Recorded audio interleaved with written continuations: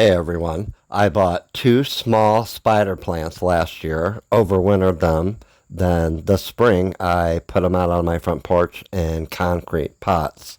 I did cut some babies called Spiderettes and have already planted some in pots.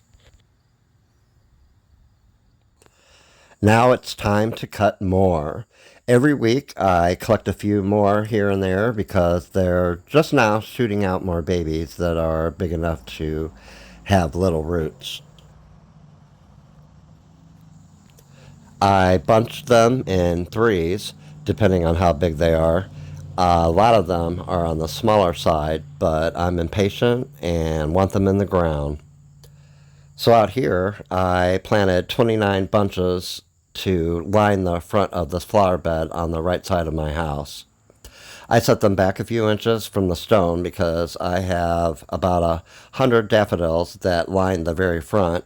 And even though I only have to dig a tiny bit for the spider plant roots, I don't want them messing with the bulbs later.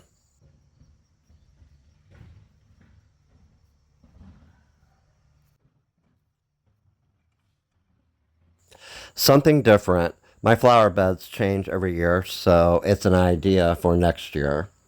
I want to do it up next year with these variegated varieties because I've only had the all green ones.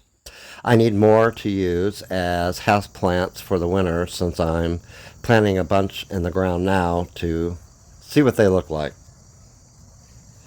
In my backyard, I ended up putting in 16 little bunches around my maple tree. You can see the bigger ones in pots that I got from the two originals.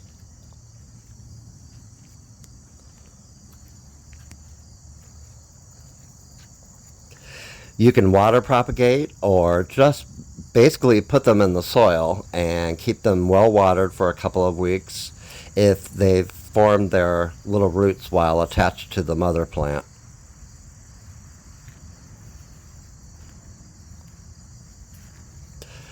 Alright guys, I hope you enjoyed this video. Happy planting, and I will see you in the next video.